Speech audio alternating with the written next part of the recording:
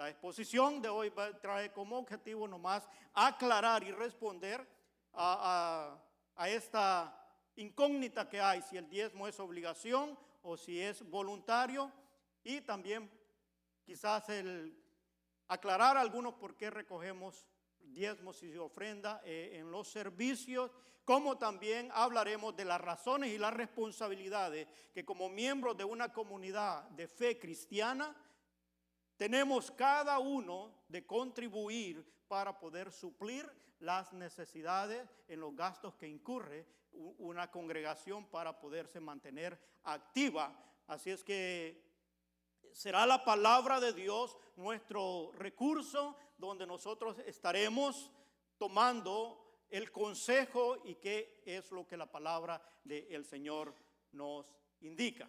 Espero que aquellos que nos sintonizan a través de las redes sociales también sea de bendición para ellos y puedan así tener la respuesta, si eso es lo que está tal vez limitando o teniendo algunas dudas en cuanto a lo que el diezmo y las ofrendas se refiere.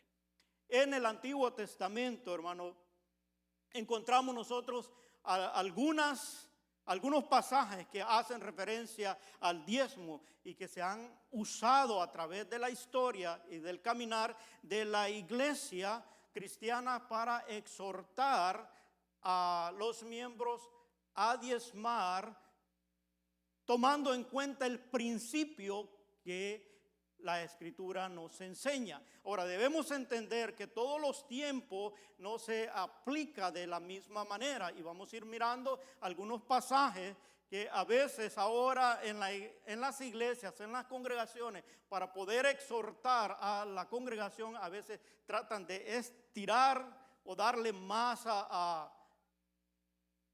énfasis en algo que la palabra realmente no dice. Así es que vamos a ir a través de cada pasaje dándole a entender por qué se hacía de esa manera en el Antiguo Testamento y cómo ahora aplica eso a nuestra vida. El principio no cambia, el principio de contribuir y ayudar sigue manteniéndose a través de la historia, pero en cada etapa Dios ha enseñado y está revelado en la palabra cómo se debe de hacer. Nosotros miramos allí desde el inicio en el capítulo 14 de Génesis, cuando Abraham, después de haber librado una batalla, él trae los diezmos al Melquisedec, que era un sacerdote, y después que el sacerdote lo bendice a él, entonces Abraham le da el 10% o el diezmo de todo el botín que él había conseguido en aquella batalla.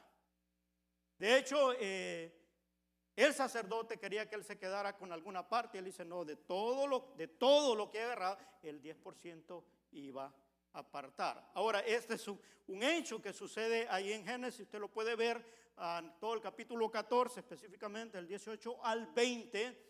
Y voy a estar dando las citas bíblicas como referencia. No me voy a entretener en cada una de ellas porque mi objetivo ahora es decirle si es obligación o voluntario. Entonces, si él por honrar la bendición del sacerdote le dio los diezmos, era como que había un principio ya de diezmar. No se lo pidió, no le obligó, él se lo trajo a él. Es tanto que usted lo ve en Hebreos capítulo 7, si usted ve allí todo el capítulo 7 hace referencia a esta acción que tuvo Abraham. Usted después puede leer el capítulo 7 de Hebreos y él le da detalle ahí quién era Melquisedec, que venía a ser un símbolo, un representante de lo que venía a ser nuestro Señor Jesucristo. Porque dice que era un sacerdote que no venía del orden de Leví, sino que era un sacerdote que no tenía padre ni madre, que venía a ser como el Hijo de los dioses. Entonces puede leer ahí lo que es en el capítulo 7 de Hebreo, que tiene relación con el capítulo 14 de Génesis, donde Abraham trae los diezmos. Por primera vez se menciona en la Biblia. Todavía la ley no estaba. Para aquellos que dicen, oh no, el diezmo es de la ley. Vamos a ir por partes allí para que vaya entendiendo. Luego Jacob que era hijo de Isaac. Isaac era hijo de Abraham. Cuando él tiene un conflicto por que haber robado la primogenitura de su padre, que se la quitó a Esaú, él sale huyendo y va huyendo para la casa de su tío Labán. Yendo para allá en un lugar llamado Betel, él tiene un sueño y todos conocen la historia de lo que pasó allí. Y Dios le vuelve a recordar la promesa que le había hecho a Abraham, que en su simiente iban a ser benditas todas las naciones de la tierra. Entonces él hace un convenio con Dios y le dice de que si él lo bendice, si él lo bendice y lo prospera y lo cuida y le da alimento y ropa y le permite regresar a su casa, él le dice que el 10% apartará para Jehová. Y Jacob aquí lo hace como una manera le hace la propuesta o como una manera condicionada. Es decir, si me bendices, entonces yo te lo doy. Y no era la manera, o sea, el diezmo se da de lo que Dios ya te da. Pero nosotros conocemos esa historia que habla acerca del diezmo y que lo menciona ahí en esa parte, en el capítulo 28 de Génesis, hablando de lo que pasó con Jacob. Porque a veces se usan los textos bíblicos, hermanos, y a veces se aplican sin contexto. Pero aquí en realidad Jacob estaba como condicionando a Dios. Si me bendices, tú vas a ser mi Dios, y de todo lo que tú me dieres, apartaré el 10% para ti. Y eso es la parte que habla del diezmo con el caso de Jacob. Entonces, conocía también él de la práctica o la acción que se tenía de honrar a Dios con los diezmos, sino porque él puso esa condición. Porque sabía que había una bendición de una acción que se hacía, el poder apartar aquello para Dios.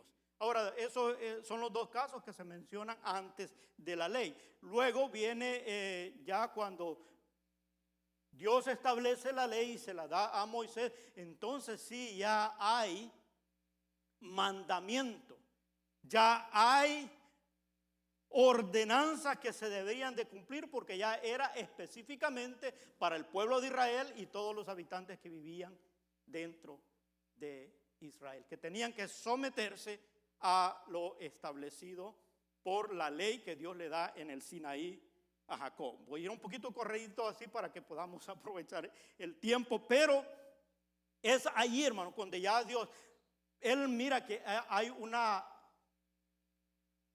práctica o hay un principio que el pueblo debe adoptar, y por eso él comienza a darle la ley acerca de lo que es el diezmo. Y usted va a ver allí en el capítulo 27 de Levíticos, el capítulo 18 de Números, de Deuteronomio, capítulo 2, en el 14 y en el 26, todo habla de todo, cómo la forma y cómo el pueblo debía observar y cumplir esta ley. Yo no me voy a detener a explicarle cada uno, pero si usted lee todo el capítulo 27 de Levítico, le va a decir cómo lo practicaban o lo tenían que obedecer, porque ya era la ley. Y ellos lo hacían en tres maneras. La primera era que había que dar un 10% que Dios había designado a los levitas. Recuérdense que los levitas eran los sacerdotes que ministraban al pueblo, que venían de la tribu de Leví, por eso se llaman levitas. Entonces ellos no recibieron heredad en la tierra prometida. Entonces eran las otras 11 tribus que se iban a encargar de poder sostener a estos sacerdotes, a la tribu de Leví. Capítulo 18 de Números, usted puede encontrar esa parte específicamente en el verso 21, donde dice que el pueblo era el que tenía la obligación de poder sostener. Y era un 10% dedicado. Había otro 10% que era designado a Jehová. Es decir, era apartado, así como Jacob lo dice apartado, es decir, del fruto de la tierra, de todo lo que cosechaban, debían quedar el 10%. También de todo ganado, decía que contaban el 1, 2, 3, 4, 5, 6, 7, 8, 9 y el 10º era para dedicado a Jehová. Era la forma que ellos habían sido instruidos para poder traer y reconocer. Y en el mismo libro de Deuteronomio nosotros vemos cuando le da la ley del diezmo, le especifica en el capítulo 14 por qué Dios instituye o le da esta ordenanza, y dice para que aprendan a temer a Dios, que de Él proviene todo, y por eso lo había establecido. Eso. Entonces, luego había un último 10% que se recogía el tercer año. Cada 3 años se recogía este diezmo que era dedicado para el sostenimiento de los huérfanos, de los pobres y de las viudas. Entonces, si el pueblo quería cumplir, es decir, ese 10% cada 3 años, lo divides entre 3 y te da 3.33 cada año para ese propósito. Si nosotros miramos, en realidad ellos tenían que dar el 23.33% para cubrir todas las necesidades. Esto era en la ley. Ahora, este sistema de tributación que el pueblo daba para el sostenimiento del pueblo mismo ya no está presente en la iglesia del Nuevo Testamento. Sin embargo, creemos firmemente que hay principios espirituales detrás del diezmo que permanecen en el Nuevo Testamento. Principios, es decir, ¿cómo vamos a lidiar con la situación del dinero? No podemos movernos, hermanos, es una herramienta. Imagínense si nosotros decíamos, abolimos, no hay ofrenda, no hay diezmo. ¿Usted cree que la obra seguiría? Por lógica, no. Hay una manera de poder, que se tiene que sostener. Entonces, ¿cómo lo vamos a hacer ahora en los tiempos en los que nosotros estamos viviendo? No conforme a la ley, no vamos a entrar en detalles como nosotros miramos todo lo que pasó en el pueblo de Israel, lo que habla Levítico, lo que habla Números, lo que habla de Deuteronomio. No podemos aplicarlo de esa misma manera ahora, aunque hay algunos que tratan de aplicarlo para poder tener a la congregación con temor, y algunos dicen, oh, si no diezmas te vas a condenar. No hay tal cosa, la Biblia no dice eso. Aunque en Malaquías, si usted lee el capítulo 3, y hay necesidad de leer los 4 capítulos que tiene el libro de Malaquías para poder entender por qué Dios reprendió y era a los sacerdotes que administraban los diezmos. Y porque ellos en todo el tiempo, el pueblo de Israel siempre se alejaba de Dios. Dios los recogía, Dios los liberaba del cautiverio y ellos siempre desobedecían. Y en el caso, cuando el profeta habla específicamente a los sacerdotes, a los que ejercían, les hace esta reprensión acerca de que ellos estaban administrando mal los diezmos que le habían traído. Y dice, ustedes me han robado. Dicen, ¿qué te hemos robado? En vuestros diezmos. Y le hace todo, y él era específicamente. Entonces no podemos ocupar el pasaje como para poder amedrentar o poder exhortar, decir, ustedes me roban cuando no me dan sus diezmos. Porque ahora nosotros vivimos en la dispensación de la gracia. Aunque hay un principio que tenemos que atender, y ya lo vamos a ver más adelante, pero el diezmo no te va a condenar. Es una obediencia que tenemos que hacer, pero no puedes decirle a la gente, si no diezma te vas a ir al infierno. Porque no hay una palabra que me enseñe, no hay nada en la Biblia que me diga. El que no va a ir al cielo es el que no hace la voluntad del Señor, eso es lo que dice. No todo el que me diga Señor, Señor entrará al reino de los cielos, sino el que hace la voluntad de mi Padre. Yo tengo que saber cuál es la voluntad de Dios para hoy en este tiempo en el cual estoy viviendo, y tengo que obedecerlo para poder entrar al cielo. Y claro, dentro de esas obediencias, más adelante vamos a ver que tiene que ver con las contribuciones. Pero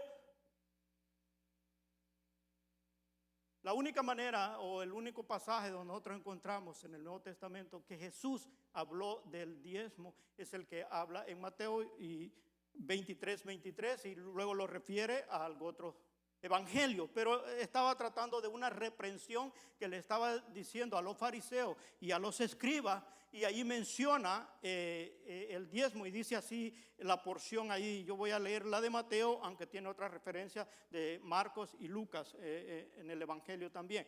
Dice: ay de vosotros, escribas y fariseos, hipócritas, porque diezmáis de la menta y el enaldo y el comino, y dejáis lo más importante de la ley, la justicia, la misericordia y la fe. Y dice: era necesario hacer esto, era necesario hacer, es decir, la justicia, la misericordia y la fe. Dice, esto era necesario hacer sin dejar de hacer aquello. ¿Qué es lo que no debería dejar de hacer? El diezmar. Entonces Jesús lo estaba aprobando si ya fuera abolido. Ahora, la forma de hacerlo es que cambian. Es allí, pero hay un principio en el cual nosotros debemos de seguir y saber por qué se hace hasta el día de ahora. Hay muchos teólogos y pastores que explican muy claro lo que es el diezmo, y todos están de acuerdo. No es una obligación, pero es una responsabilidad como hijos de Dios. Y la responsabilidad va a depender de cómo nosotros comprendamos la gracia en la cual nosotros vivimos ahora. Y más adelante vamos a verlo. Pero el pastor Tim Keller, en uno de sus libros, él hace mención de una respuesta que él le da a cuando los miembros de su congregación siempre tenían esta misma pregunta que ahora nosotros estamos tratando de contestar acá. Ellos decían, estábamos muy claros que en el Antiguo Testamento está específico de cómo se debe los hijos de Dios diezmar, y lo miran con detalle, y que había mucho escritura para poder reforzar, pero dice en el Nuevo Testamento no encontramos algo claro que nos enseñe. Y ellos venían con la pregunta, ¿verdad que ya no se debe diezmar? Y él dice ahí que les contestaba.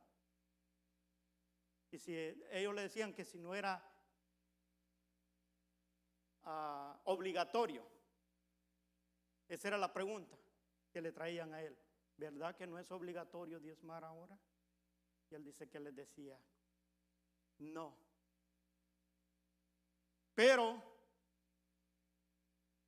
esta era la respuesta que él les daba a la pregunta que por qué ellos no veían en el Nuevo Testamento algo claro. Dice, te diré la razón por la que no ves el requisito del diezmo claramente delineado en el Nuevo Testamento. Le decía, piensa, y le contestaba con otras preguntas. ¿Has recibido más de la revelación, verdad y gracia de Dios que los creyentes del Antiguo Testamento? ¿Sí o no? ¿Tenemos más revelación nosotros ahora?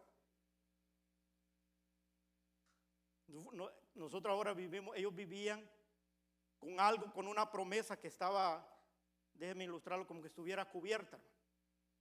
Y el Nuevo Testamento que vino a develar, a quitar, para que nosotros viéramos realmente ya lo que era la promesa de lo que ellos. Y si ellos con algo que estaba cubierto hicieron todo lo que nosotros hemos leído, hasta el 23%. Ahora, ¿qué nosotros vamos a hacer? No te exige, pero ¿qué vamos a hacer?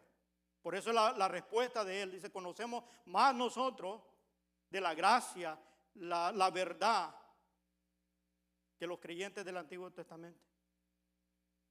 Usualmente, dice, había un silencio en los que preguntaban. Dice, somos más nosotros deudores de la gracia que los que fueron ellos. O sea, ellos no experimentaron la gracia, ellos vivieron por la ley. Nosotros ahora vivimos por gracia. Y sigue diciéndole, somos más deudores de la gracia que los que fueron ellos. Y le termina diciendo, diezmó Jesús su vida y su sangre para salvarnos, o lo dio todo. Y entonces eso para poderlo llevar a ellos a una reflexión, porque si Él es el dueño de todo, de todo, hasta de nuestra vida, nosotros solo somos administradores de lo que somos y de lo que tenemos. Y él termina con esta conclusión, el pastor Timothy Keller. Dice, el diezmo es un estándar mínimo para los creyentes cristianos. Es decir, eso sería la mínima parte de contribución, y ya lo vamos a ver más adelante por qué. Realmente no quisiéramos encontrarnos en una posición en la que demos menos de nuestros ingresos que lo que hicieron aquellos que tuvieron un entendimiento menor del que nosotros tenemos de lo que Dios ha hecho por nosotros. Porque ahora nosotros tenemos más claridad, tenemos al Espíritu Santo en nuestra vida que nos guía a toda verdad. Y sabemos todo lo que Dios ha hecho. Otro comentario del hermano Miguel Núñez, a lo mejor ustedes lo conocen, pastor titular de la Iglesia Bautista Internacional en Santo Domingo, dice esto, que cada vez que alguien pregunta acerca de si el diezmo está aún vigente en el Nuevo Testamento, siempre la pregunta y la idea viene detrás de esa pregunta es si la persona puede dar a Dios menos del 10%. O sea, que siempre cuando hay una pregunta es porque no quiere dar ni el 10%. Dice, lo cual revela las intenciones del corazón detrás de la pregunta. Es decir, está tratando de decir, a ver si hay algo ahí donde puede reducirse un poco. Dice, nunca, continúa él diciendo, nunca hemos encontrado a un cristiano que esté en desacuerdo con el diezmo para dar el 11 o el 12 o el 15%, sino que el desacuerdo es para poder dar menos. Porque quizás no ha entendido o no sabe que es un principio. Vuelvo y repito, no es obligatorio, que es lo que estamos buscando, pero que hay un principio que nosotros debemos atender en cuanto a lo que se trata de los bienes que nosotros obtenemos. Dice el escritor de Proverbios, dice, honra a Jehová con tus bienes. Ahora, en el Nuevo Testamento, hermano, los principios para dar están claramente establecidos en 2 de Corintios capítulo 8 y el 9. Yo voy a leerle nomás aquí parte del 9, pero si usted lee todo el capítulo 8 de 2 de Corintios, Pablo trata de explicarle a la iglesia contemporánea cómo tiene que ser la cuestión de la contribución y el dar. Y es allí donde nosotros vamos a agarrar o a entender qué es lo que nosotros debemos responder voluntariamente en cuanto a las finanzas se trata. Dice ahí, vamos a ir por porciones del pasaje del capítulo 9 de 2 de Corintios para que vayamos entendiendo. Voy a leer el 6 y el 7. Dice, pero esto digo, el que siembra escasamente también segará escasamente. Y el que siembra generosamente también segará. Y generosamente también segará. Cada uno dé como propuso en su corazón, no con tristeza ni por necesidad, porque Dios ama al dador alegre. Si usted se ha fijado, hermano, en todos los sobres que nosotros tenemos, ese es el verso que nosotros tenemos. Segunda de Corintios 9:7. Porque eso es lo que ahora debería de estar en el conocimiento y en la acción que debe hacer el cristiano. La ofrenda para ahora es responsabilidad de cada uno. Ningún creyente está exento de este privilegio. Aquí no es que si será que yo tengo, no, tú debes, pero vuelvo, nadie te va a obligar, porque no es una obligación. Es una disposición del corazón. Dice que cada uno como propuso en su corazón. Yo sé que algunos van a decir, no, pues mi corazón nunca me ha propuesto. Y está bien, o sea, se respeta porque esto tiene que ver con lo que nosotros conozcamos de la gracia de Dios y qué es lo que Dios nos ha dado. Para entonces nosotros responder en base a lo que hemos recibido. Mire, en la iglesia primitiva, cuando comenzó, si usted lee el capítulo 8, los hermanos de Macedonia, que Pablo les escribía allí a los corintios y les hablaba de la iglesia que comenzó en Macedonia. Yo quiero leerle nomás, esta cita no la tenemos ahí, pero en el capítulo 8 de la segunda carta de los corintios. Voy a leerle 5 versículos. Dice, asimismo, hermano, os hacemos saber la gracia de Dios que se ha dado a las iglesias de Macedonia. Es decir, cuando habla de la gracia, quiere decir que ha llegado el mensaje, que ha llegado el evangelio, que han conocido. Dice el verso 2, que en grande prueba de tribulaciones, o sea, no estaban bien ellos, hermano. Póngale cuidado y lea bien detalladamente. No estaban bien. La iglesia de Macedonia dice que en grande prueba de tribulaciones, la abundancia de su gozo y su profunda pobreza abundaron en riqueza de generosidad. Pues doy testimonio de que con agrado han dado conforme a sus fuerzas.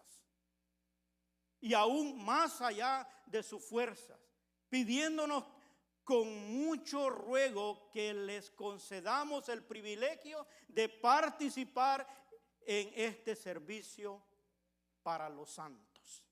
Y usted ve el encabezado del capítulo 8, dice la ofrenda para los santos.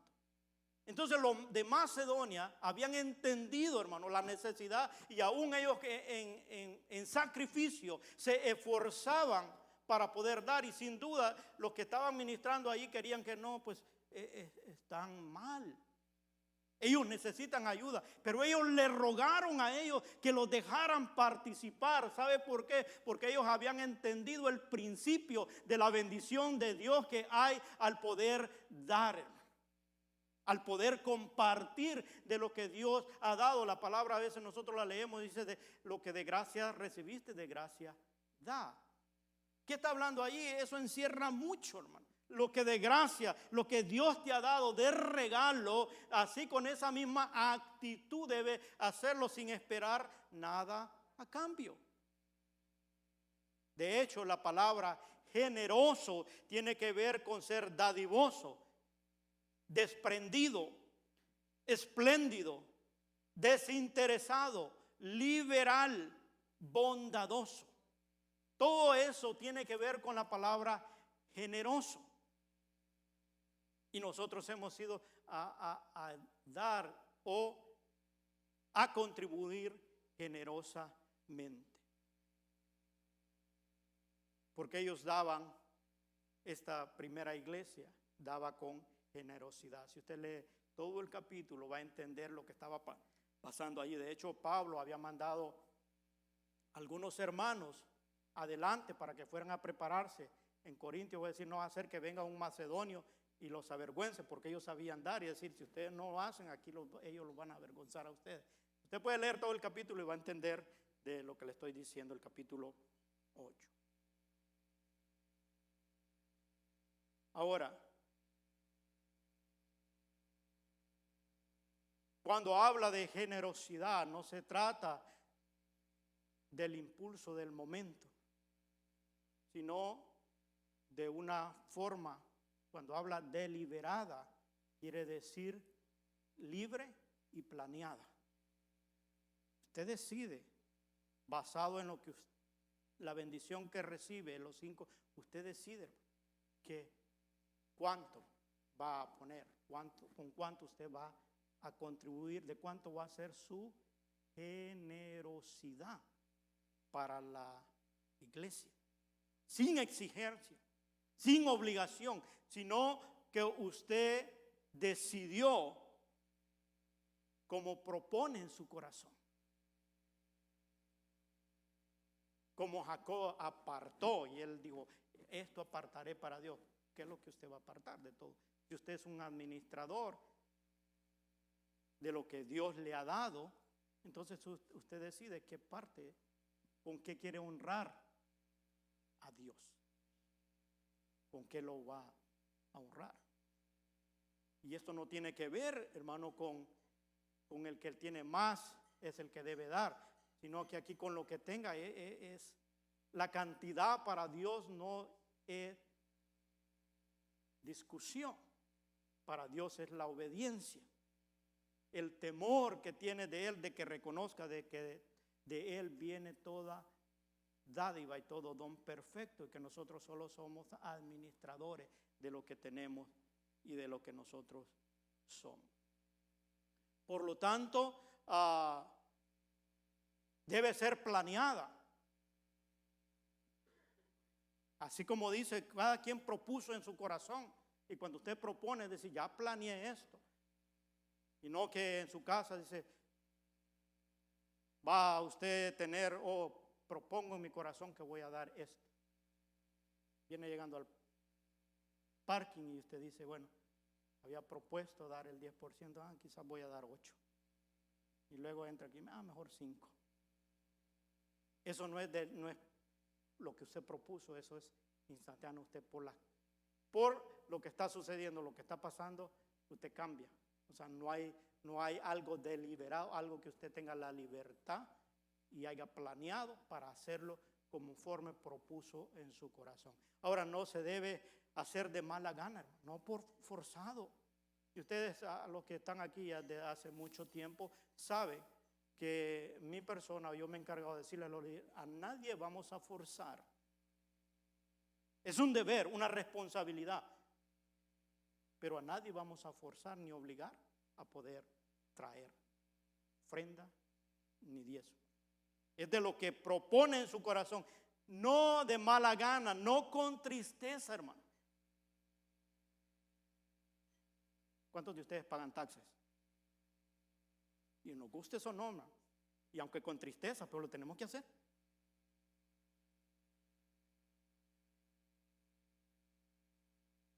Y lo hacemos, ¿verdad? Porque es una obligación. Pero Dios no obliga a nadie, incluso en la fe, hermano. Dios dio todo. Dice, porque de tal manera amó Dios al mundo que ha dado a su Hijo unigénito, para que todo aquel que en él crea no se pierda, mas tenga vida eterna. Pero nosotros decidimos por nuestra voluntad creer en el Señor para ser salvos. Dios no nos obliga ni a ser salvos, porque Él espera que conozcamos la dádiva, lo que Él entregó en su totalidad por nosotros. Entonces Él espera una respuesta de eso. Entonces no debe haber tristeza cuando el Hijo de Dios ha entendido la gracia de Dios que Él nos ha dado. Mire, dice Efesios 1:3, dice, bendito sea el Dios y Padre de nuestro Señor Jesucristo, que nos bendijo con todas bendiciones espirituales en los lugares celestiales. Él nos ha bendecido. Que nosotros reconozcamos esa bendición. Depende de nosotros y es en todos los ámbitos de nuestra vida. Pero no debe haber tristeza. Debe hacerse con gozo, con alegría, ni tampoco por obligación. La actitud debe ser con gozo. Si no, hermano, es algo que no le va a producir gozo, porque si usted lo da con gozo, va a producir gozo en su vida.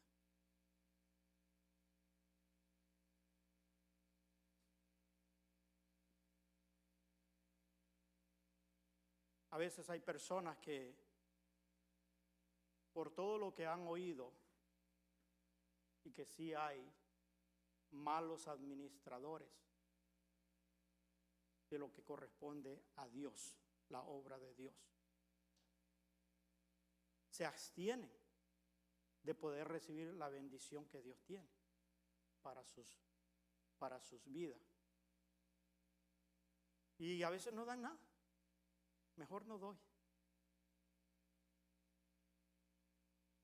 Pero algo otros pueden decir, no, pues es que no lo quiero dar con tristeza, ni por obligación. Mejor no doy, porque no va a valer si lo hago con tristeza o por obligación.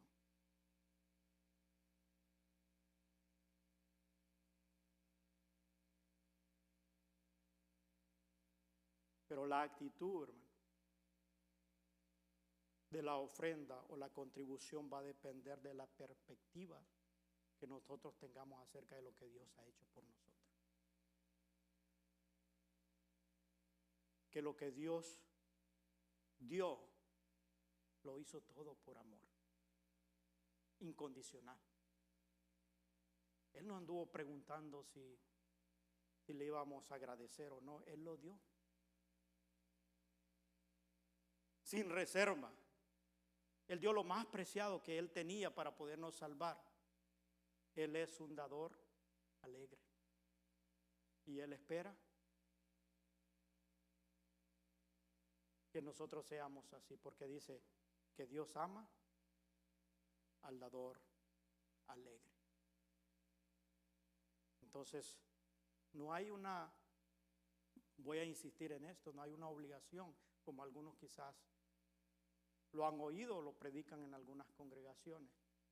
Tampoco el diezmo no es del pastor, tampoco, hermano. En el Antiguo Testamento había algo asignado para el sacerdote, como también dentro de todas las ofrendas hay algo asignado para el que sirve. Mire, dice primera de Timoteo capítulo 5, verso 17, para darle una referencia. Y es lo que nosotros hacemos aquí como congregación, y no ha sido escondido. Siempre he dicho, desde que yo comencé a trabajar al ministerio tiempo completo, la iglesia acordó por la junta directiva asignar una ofrenda pastoral. Y ahí está. Ahora, el pastor debe, por su ética ministerial, eso está regido de acuerdo a la ética ministerial. No puede ni eso ser más alto que el que gana más, sino que debe estar entre medio de los 4 que más alto salario tienen. Él tiene que estar como por en medio. Eso es ética ministerial. Que todos lo practiquen, no sé, pero aquí en la iglesia se hace de esa manera. De esa manera está estructurada, y usted va a ver. Ahora, está basado en lo que nosotros miramos, en lo que la persona da, y ahí hacemos la evaluación. Yo no sé si eso es real o no, pero basado en las contribuciones se determina para poder asignarle a la ayuda pastoral. Y dice ahí, mire, 1 Timoteo, hablando como un respaldo de la palabra de Dios, dice: los ancianos, y esto se refiere a los que ministran o al pastor en este caso, dice: los ancianos que gobiernan bien sean tenidos por dignos de doble honor, mayormente a los que trabajan en predicar y enseñar, pues la Escritura dice: no pondrás bozal al buey que trilla, y digno es el obrero de su salario. Y aquí hay un juego o una comparación cuando habla del buey. Dice, no pondrás bozal al buey que trilla, es decir, los bueyes que ocupaban para poder sacar la cosecha. No le podían andar atados de su boca, ellos tenían que comer de aquello que se estaba cosechando porque estaban trabajando. Y esa es la metáfora que usa aquí el Señor Jesús, y usted va a encontrar esto en los evangelios. Pero el apóstol Pablo hace referencia aquí, dice, no pondrás bozal al buey que trilla, y digno es el obrero de su salario. Entonces ya cada miembro de la congregación juzga si es necesario contribuir para el sostén, para ayudar al anciano al cual predica y enseña la palabra de Dios, y allí cada quien hace su evaluación. Ahora, si no le llena, no le alimenta, y dice, no está obligado tampoco, pero es un deber, una responsabilidad. Dice que cada uno debe contribuir, cada uno. Aquí no es el hecho, dice, a ver si tengo o no tengo, no, es una responsabilidad. Imagínense, todos estamos acá, yo gracias a Dios doy por la congregación que tenemos, que hay algunos, no todos, pero hay algunos que son fieles y soportan y han entendido, hermano. Si imagínense todos tuviéramos en el otro porcentaje que no da nada, ya no estuviéramos acá. Pero la responsabilidad es de todos nos alimentamos, todos nos beneficiamos de aquí, entonces la carga debería de ser menos si todos contribuimos. O algunos dicen, hermanos, ¿por qué no hacen esto? Hermanos, deberían de hacer esto, hermanos, hagan aquello, hermanos, pero ¿con qué lo vamos a hacer? ¿Cuánto ha contribuido? Nada. Hoy, ¿con qué lo vamos a hacer? Sí, hay que darle a la viuda, hay que darle al pobre, hay que darle a esto. Sí, se puede hacer mucho, hermano. Pero hay responsabilidades que se tienen que cubrir. Primero aquí pagamos nosotros el edificio, el sostenimiento, todo lo que tiene que ver con las operaciones de la iglesia. Ya hoy más adelante, hermano Douglas va a darle un reporte del año 2023. Pero para ponerle en perspectiva todo lo que se tiene que hacer, pero hay algunos que dicen, no, pues no es obligación, no lo siento. No, mi corazón no me propone nada. Entonces ahí está bien, no es obligación, pero piense si está respondiendo a la gracia que Dios le ha dado, donde todos aquí nos beneficiamos en cuanto a la vida espiritual se refiere. Eres parte de una congregación. La semana pasada hablábamos que teníamos que estar en comunidad, que haya un mismo padecer, un mismo. Generalmente, hermano, los que trabajan en el servicio, en trabajar aquí, son los mismos son los que aportan. Y no me estoy quejando, sino estoy poniendo en perspectiva que usted pueda entender. Y la palabra es la que redarguye. La palabra es que lo hace sentir a uno. No, es que quizás no había entendido. Tengo que ser parte de él. ¿Con cuánto? Con lo que disponga en su corazón. Hablábamos del 10%, es un estándar mínimo para decir, oh hermano, ¿con qué? Para que no estés batallando, agarremos el principio que había. Lo practicó Abraham, lo practicó Jacob, en la ley después vino y el Señor establece el mismo porcentaje. O sea, el 10% viene ahí. Entonces, ¿por qué vamos a estarnos complicando? Decir, hermano, será más, será menos. O algunos que dicen, hermano, doy del bruto o del neto.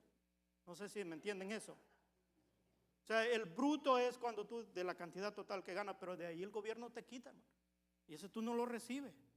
O sea, tú no has recibido eso. El gobierno lo agarra ese impuesto obligado porque no es voluntario.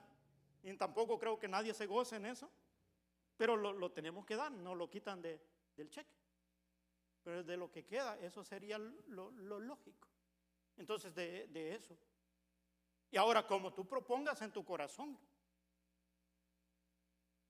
Y eso es lo que va a traer bendición. Mire lo que dice allí ya el 8, hablando acerca de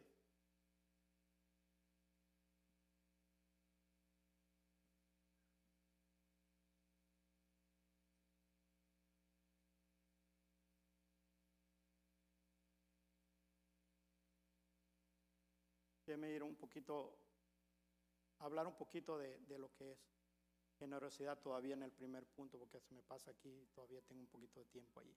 ¿Cómo puedo ofrendar con generosidad sin importar la cantidad? cuando entiendo lo que recibí como herencia de ser hijo de Dios. Eso va a determinar, hermano. No es por cantidad, sino como dice ahí en el capítulo 8 de 2 de Corintios, verso 9, dice, porque ya conocéis la gracia de nuestro Señor Jesucristo, que por amor a vosotros se hizo pobre, siendo rico, para que vosotros con su pobreza fuésemos enriquecidos.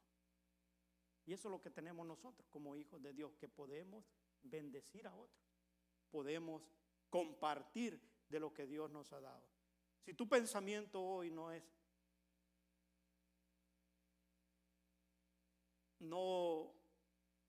está en esta parte de que tenemos esa responsabilidad. Por eso quizás estamos hablando ahora de este tema acá, que la palabra por medio del Espíritu Santo es la que nos enseña, nos redarguye, nos corrige, nos enseña a que nosotros podamos entender y pueda haber gozo y pueda haber libertad, no te sientas mal o incómodo. Aquí yo me he ocupado siempre de hablar las cosas. En cuanto a números se trata, hermano, yo no tengo temor de hablar de dinero, porque es una herramienta, la entiendo así. Ahora, que algunos quieran extender extender en los pasajes y estar diciendo, no, mira, la Biblia dice allí que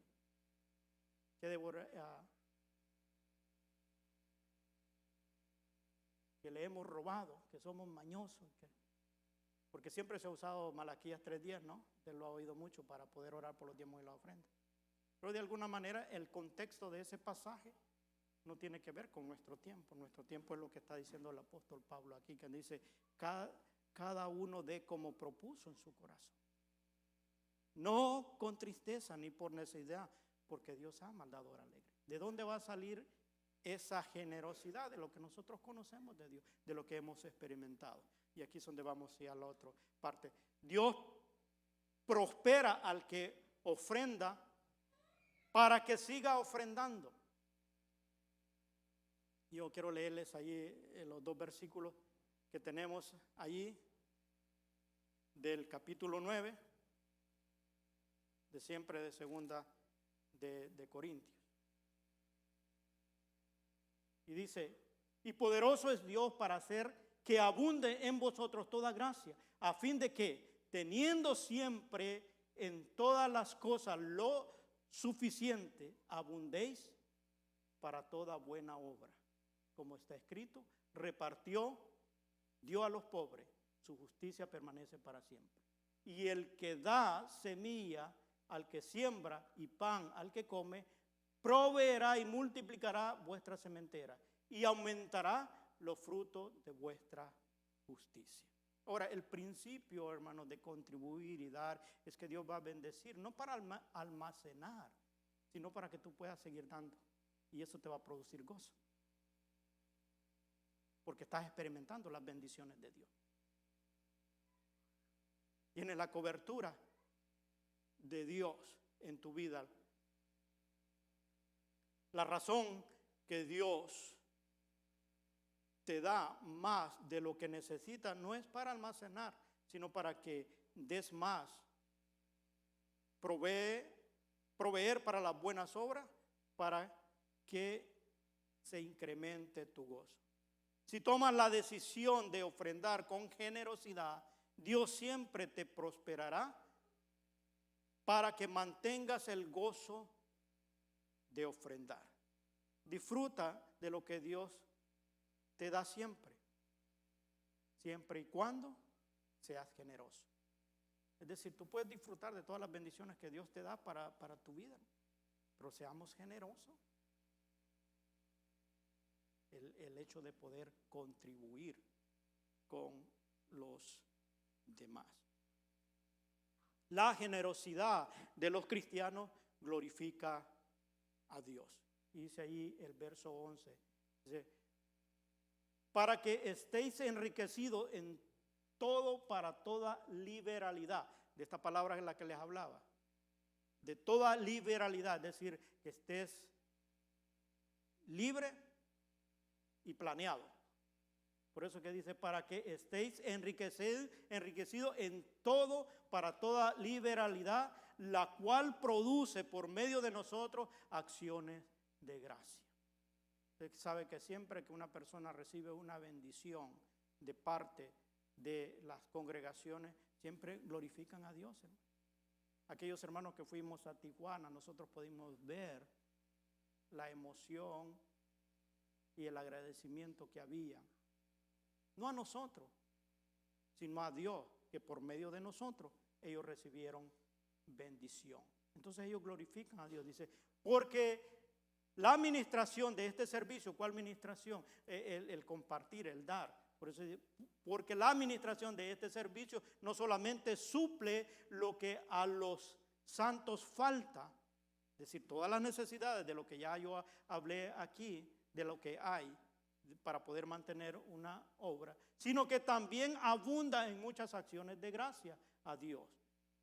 Pues por la experiencia de esta administración glorifican a Dios por la obediencia que profesáis al Evangelio de Cristo. Es decir, esto es parte de las buenas nuevas. Esto es parte de la acción que tenemos que hacer como hijos de Dios. Sé que el tema de dinero a muchos les incomoda, o muchos se molestan. De hecho, entre parejas hay gente que se enoja cuando tienen que hablar de dinero, sobre todo cuando tienen cuentas separadas y tienen que lidiar con algún gasto. Cada quien agarra lo suyo y lo mismo sucede dentro de las congregaciones, sobre todo cuando hay un problema de administración. Y por la liberalidad de vuestras contribuciones para con ellos y para con Dios. Y le subrayé esa parte ahí para que eso dice mucho. Y sí, por la liberalidad, o sea, por la libertad planeada que tiene, como has decidido contribuir, dice él, de vuestras contribuciones para ellos. ¿Para quiénes? Para los que necesitan. Santiago dice que la religión pura es el que ayuda a la viuda, al huérfano.